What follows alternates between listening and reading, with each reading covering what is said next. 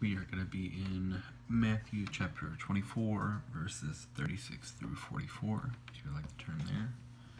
Matthew 24, verses 36 through 44. It says, "But about that day or hour no one knows, not even the angels in heaven, nor the Son, but only the Father. As it was in the days of Noah, so it will be at the coming of the Son of Man.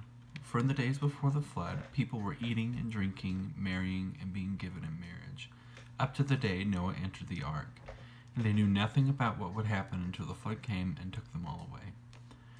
This is how it will be at the coming of the Son of Man.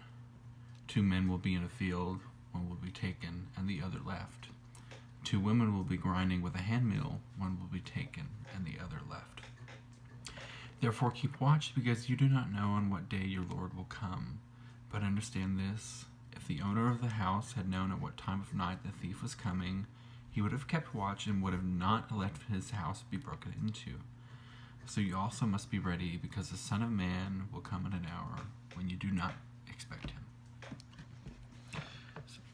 Stay awake, be ready. You do not know the hour when the Lord is coming. Stay awake, be ready. The Lord is coming soon.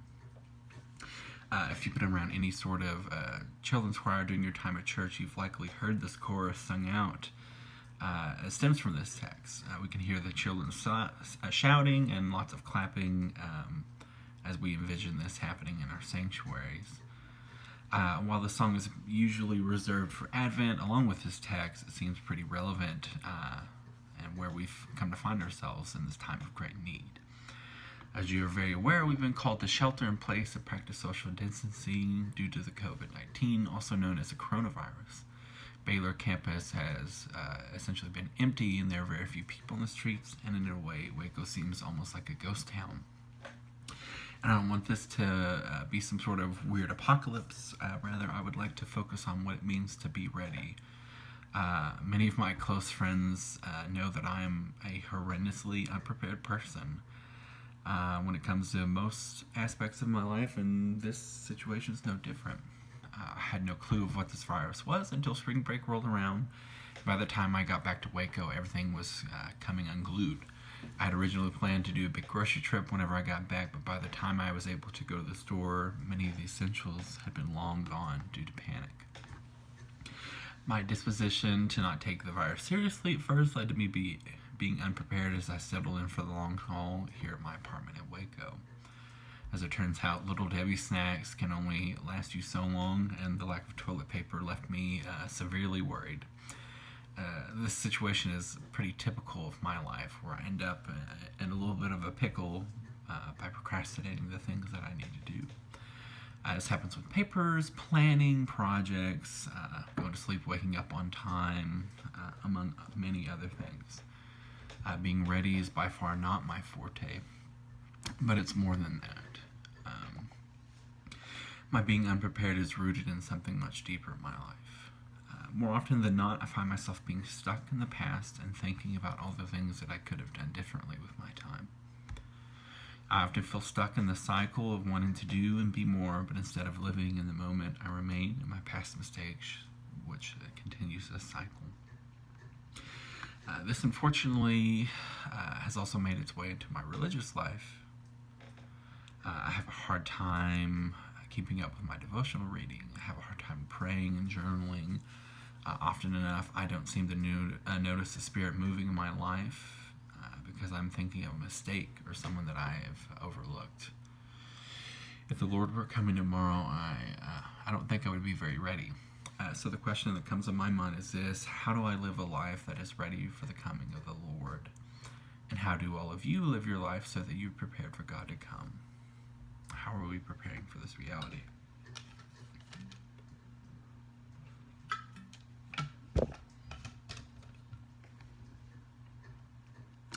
Being prepared is a hard concept to grasp in this life. It looks different from person to person. But as we look in the Gospel of Matthew, we find a way to prepare that will help us focus on our entire lives, which is where we find ourselves in Matthew 24. So we come upon the scene in the midst of things. We're halfway through a point that is being made by Jesus, and it's almost like logging in on a friend being chewed out by their parents. We don't get much of a glimpse of the before or after this text, and I have a feeling you don't want to listen to me exegete 2 full chapters. But chapters 24 and 25 act like a subsection of the Gospel of Matthew, where Jesus takes time to talk to his disciples about the end times. Really no different from our time, the people are concerned about the future and what it will hold, especially after Jesus has just told them that the temple will be judged and destroyed. For the center of Jewish life to be destroyed meant a big deal then as it had in the past. As we recall with many of the prophets of the Hebrew Scriptures, the judgment prophesied against Jerusalem resulted in the destruction of the city and the exile of the people. So for Jesus to say that the temple would be destroyed was a very big deal. So the disciples understandably had a few questions. The disciples wanted to know exactly what was coming for them and when. Jesus takes much of chapter 24 to talk about not being deceived by false prophets. Jesus tells the disciples that there will be clear signs that point to the coming of the Son of Man, and that they should be paying attention. And just as we see lightning from far off before the storm sets in, or as Jesus puts it, as a fig tree sprouts leaves before the summer comes, so too will the coming of the Son of Man be. And this brings us to our text today. We start with an answer to the question of the disciples from earlier in the chapter. The disciples want to know when these things will happen and what exactly is going to be going on. But Jesus gives a very clear, I don't know. Isn't that comforting? No person on earth, nor the angels, nor even Jesus himself knows when the Lord will come. The people have no way of knowing when the events will happen, and Jesus wants to drive home his point, and he does so by telling the story of Noah and the ark. As we look back to Genesis, we see that Noah is a righteous man among the people that are considered corrupt. God comes to Noah and tells him what is coming. God is tired of the sin and violence that the world has come to and is going to put a final stop to it all. God comes to Noah and says that God will destroy everyone. So God commands Noah to build a large ark and tells him that the earth will soon be flooded. And from this point, God wants to create a covenant with Noah because of the life that he has lived. God warns Noah, but does not let anyone else into the secret, and Noah listens. Noah fully believes that God will do exactly what is said, so Noah begins to prepare. He builds the ark just as he is commanded and gathers the animals and his family and shuts them in the ark. The rains come and the people of the earth are destroyed. Jesus is saying that just as this happened, so it will happen again. Jesus says that the people of Noah's time had no clue of what was coming for them. They were living their life as normal. They were eating and drinking, marrying, and being given in marriage, and they were swept away. Despite Noah building a large ark and seeing him go about gathering his family and animals, the people paid Noah no mind. They likely blew him off as that one weird guy that every town has, but they ended up being wrong. So will it be for the people in Jesus' day. Jesus is warning his listeners to hear the lessons of the past year. While the people of Noah's time were not explicitly warned, Jesus tells his disciples and the people that listen to him multiple times of what is coming for them. This has been the lesson from the beginning of time for the people of God. World history has often been a roller coaster of being close and far from God, going up and down, up and down. And when God takes the time to explain the evils of the age and tells of coming judgment, it usually turns out to be pretty disastrous. I'm reminded of Sodom and Gomorrah. I'm reminded of Israel being destroyed by Assyria. I'm reminded of Jerusalem being destroyed by Babylon. There's a very clear pattern here, and it's something that Jesus takes up once again. So after he speaks about Noah, Jesus goes on to tell us 2 men will be in a field, one will be taken, and one will be left. 2 women will be grinding with a handmill, and one will be taken, and one will be left. This emphasizes that what Jesus was saying about the people of Noah's day. Jesus is saying that you people are going to be doing normal life stuff, and then the people will be taken without warning while some are left behind. I don't think that this is a reference of some sort of rapture-esque vision happening Curtis Mitch and Edward Shree seem to suggest that Jesus is pointing more to the idiom used by the prophets to speak of a faithful remnant that would be left behind when destruction came. Either way, ignorance of what is coming will not save the people. So Jesus says again, stay awake and be ready. We continue on to verses 42 and 44, where Jesus gives us another example of what this is like. It will be like a thief coming in the night. If the owner of the house would have known at what time the thief was coming, the owner would have been prepared and would have stopped the robber. Jesus points out yet again that we do not know from where or when the Lord will come, but we are commanded to stay awake and to be ready. It is important here that Jesus emphasizes what he was saying early in the chapter. No one knows what will happen, and there will be many people that come under false pretenses. We may not know when, but it is enough to know that the day is coming. It's really unhelpful also to try and predict what will happen. And to be honest, this is missing the point of what Jesus is saying. It takes a lot of wisdom to prepare for the future despite not knowing when the hour will come. And if we knew the day and the hour, we could simply prepare right before and continue to spend our time being complacent and not living in a way that is indicative of our calling from God. If we knew about the thief coming at 2 a.m, I would just pull a Home Alone and be prepared. But this is not something that we can know, and it's not something that Jesus seems very concerned about. I think this is the important part. Jesus isn't afraid of what is coming and tells us we don't have to be either. As long as we prepare like we should, we really don't have anything to be worried about. And therefore, Jesus calls us in verse 44, so you must be ready. We see Jesus trying to battle the people of his time and getting them to live a rightly ordered life. He wants them to be prepared and live well and to love God and others. He is, in a sense, battling complacency and trying to drive his listeners to action, and these are words that we hear now in our lives. And so we have to ask ourselves, in what ways are we complacent? In what ways are we not living rightly ordered lives? And what does a rightly ordered life even look like with all the craziness that's going around right now? I know this takes place in all of our lives at some point, and it can look very different from person to person. For myself, it is something that I've been slowly figuring out over the past year or so, but especially during this semester.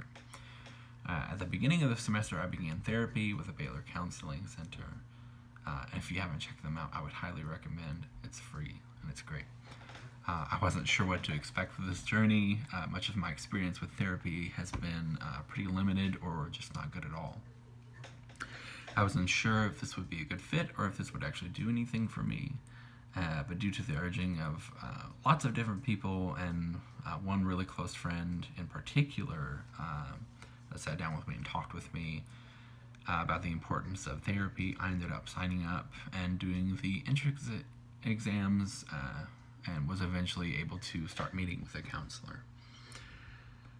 It's an interesting experience going to therapy in my case. For those of you that know what it is, I'm a 2 in the Enneagram, which means I'm very used to taking care of others, usually at the expense of my own well-being.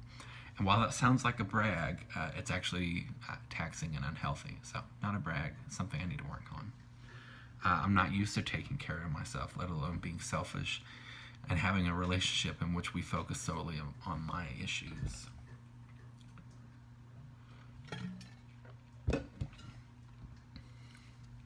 All I can say is thank God for counseling because it's been a lifesaver.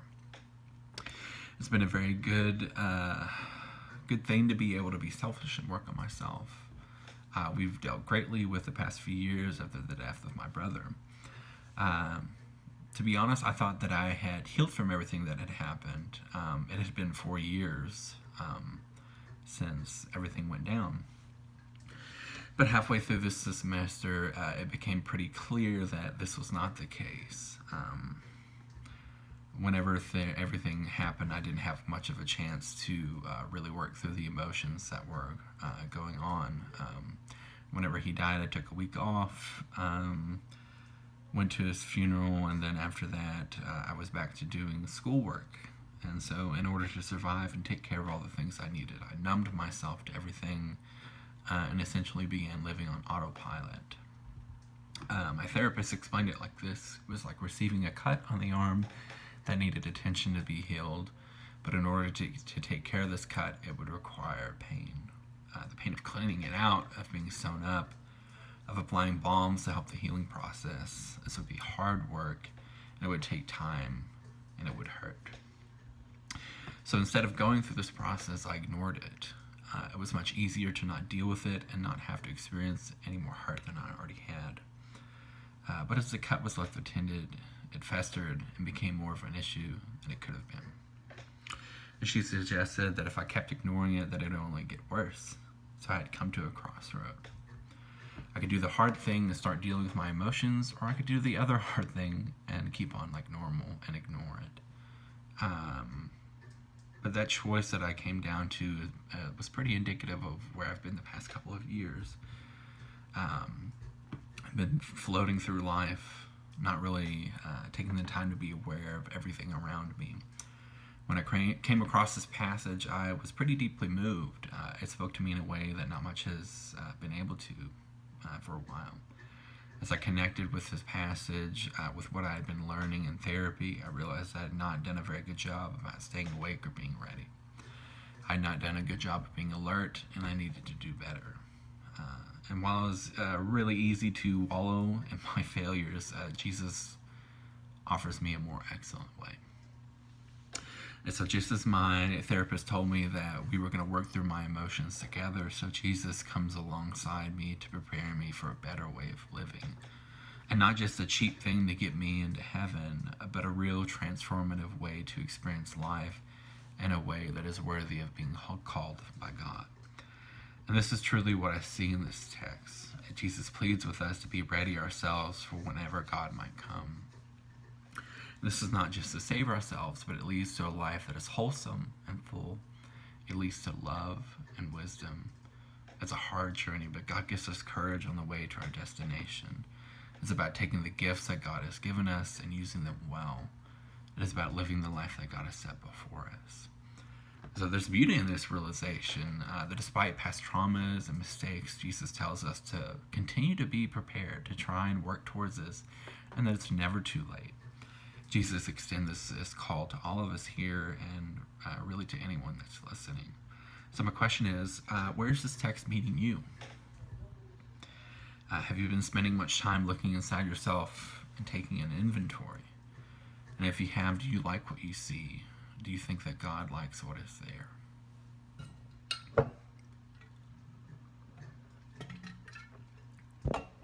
Do you think you're prepared for God to come here and now? If you're anything like me, the answer is probably not great. This is not a cause for alarm or anxiety. There's grace for all of us as we're trying to live out a life that is in line with our calling. We only need to turn to God and decide how we are going to live. I'm very aware that this is more easily said than done, but there are practical ways that we can start along this journey. The first is spend some time alone and reflect on who you are and who you're becoming. Ask yourself, who am I? And do I reflect Christ in my inner being? The second, examine your behaviors and your reactions to the people around you. Ask yourself, are the relationships in my life healthy? Am I reacting in negative ways and losing patience over simple things? And the third, take time to take care of yourself and work on your life. Ask yourself, what can I do to help myself out? What can I do to embody Christ more? This might look vastly different from person to person. For me, it means going to therapy. It means spending more alone time to reflect on myself and work towards that kind of healing. This is my version of being prepared and staying alert in this life. That means, it's leading me towards a wholesome and a full experience of life. It can also look like doing more self-care throughout the day or the week.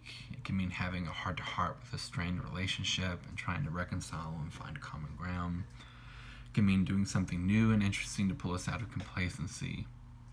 It could mean picking up a new hobby, cooking more, volunteering during the week, or doing anything that draws us closer to God and closer to people. And at the end of the day, this is where we find what it means to truly be awake and live prepared for God to come in our lives. It means experiencing life and loving it. It means loving God and people. It means helping those in need and being a light to the world around us. So friends, this is a long and hard journey, and I know it seems like we might never arrive. And I know, sometimes it seems like everything's too far gone. But I just hope that you hold on to that hope. It's a famous quote from St. Augustine that shines here for me, and it says, "The things that have rotted in you will flower again, and all the afflictions that make you sluggish will be healed, and the things that are slack will be remade and renewed and hold together with you." There are going to be days when life hits us hard and nothing seems to be working, but I remember these words often. Despite failure and trauma, God is making me new each and every morning, and God is doing the same in you. So please rest in that hope. God is doing a work in us that we can never believe and never think of in our wildest dreams. And God is not through with us yet. We're on the path of being prepared for heaven, and God is our guide. So how is God preparing you?